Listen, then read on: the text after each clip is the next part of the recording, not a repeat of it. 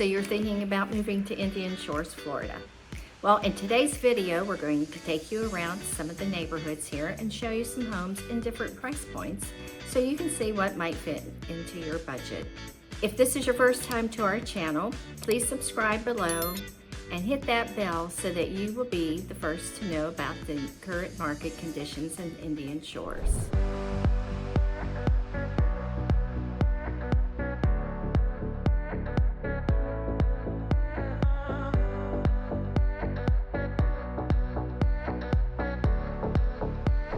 My name is Carol, and along with my partner Barney, we have been living here in Florida. I've been here 3.5 years, Barney's been here about 20, and we love to help people get moved down to Florida.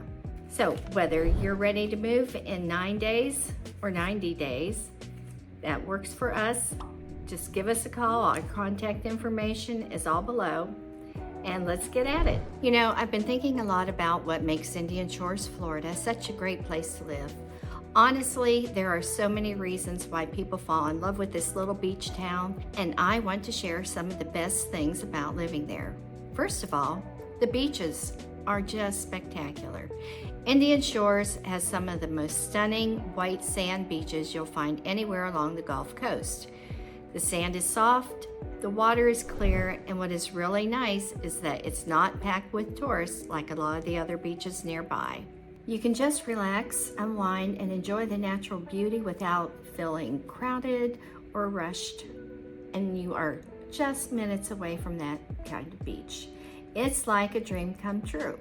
And speaking of vibe, Indian Shores really manages to keep that small town laid-back atmosphere. It's not noisy or chaotic, which is such a huge advantage over the other beaches. If you want to escape the hustle and bustle but still have access to all the things you need, you won't get stuck in terrible traffic and you won't have to deal with overwhelming crowds. It's just peaceful, and that's something that's hard to find these days. I have to tell you, the weather can just be sweltering, the heat. But that's also a good thing, because in the winter, you know, it's a lot better. The temperatures are mild. You're not dealing with cold freezes. Maybe once, 2 or 3 days out of the 3 months, you might get a little frost. But most of the time, it's perfect. Now, let's talk about some of the places that you can go and have dinner. There are numerous seafood restaurants, and most of the people come down here, that's what they want. They want to enjoy the fresh, wild-caught seafood. Grouper is fantastic. There's so many restaurants that serve good, fresh seafood that you just can take your pick. My favorite is Salt Rock, so try that when you get down here.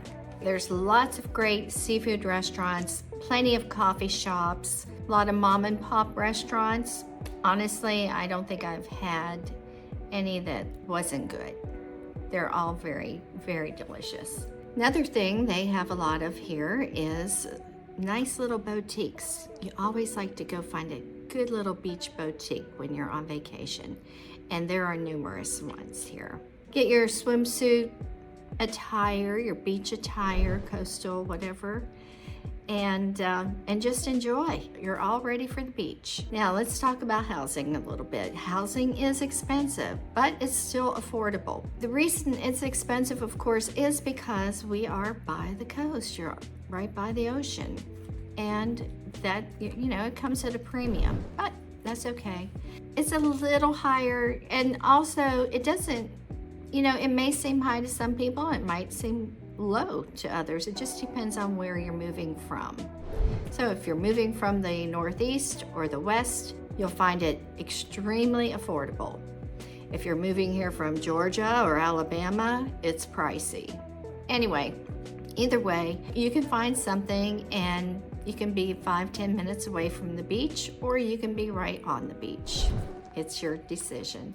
Another thing that is a plus about living here is we have no state income tax, so that makes it a little better. Now, we do have insurances and taxes that are pretty high, so you might want to think about that, but it just goes hand in hand with living at the beach. That's all there is to it. There are a lot of activities to do here.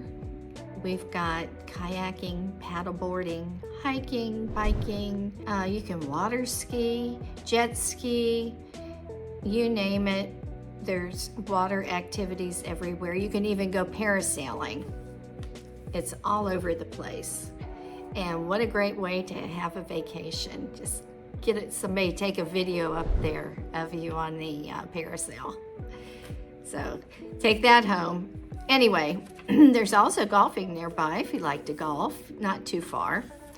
One other thing about living here, this is a con, but not bad. You will need to have some transportation. It is walkable to a degree, but you can rent a golf cart, bikes. Most of the time you can get around. There is a bus line though too. It's called the Trolley.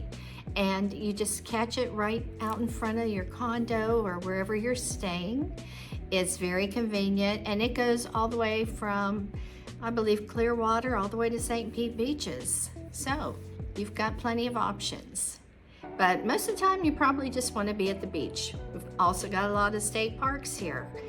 Nearby there's Honeymoon Island, Shell Island. You can go and that's another beach you can lay out and look for shells. But truthfully, if you're at Indian Shores, you're not going to want to go to many different places. Okay, we have a couple more cons, but like I said, they're not too terribly bad.